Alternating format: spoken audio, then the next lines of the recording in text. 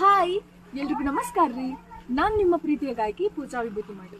ಇದೇ ಬರೋ ಡಿಸೆಂಬರ್ 31ನೇ ತಾರೀಕು ಹೊಸ ವರ್ಷಕ್ಕೆ ಪಾರ್ಟಿಗೆ ಎಲ್ಲಿ ಹೋಗ್ಬೇಕಂತ ವಿಚಾರ ಮಾಡತ್ತೀರಿ? ಯಾಕೆ ವಿಚಾರ ಮಾಡ್ತೀರಿ? ನೀವು ಪಾರ್ಟಿ ನನ್ನ ಜೊತೆನೂ ಸೆಲೆಬ್ರೇಟ್ ಮಾಡ್ಬೋದು.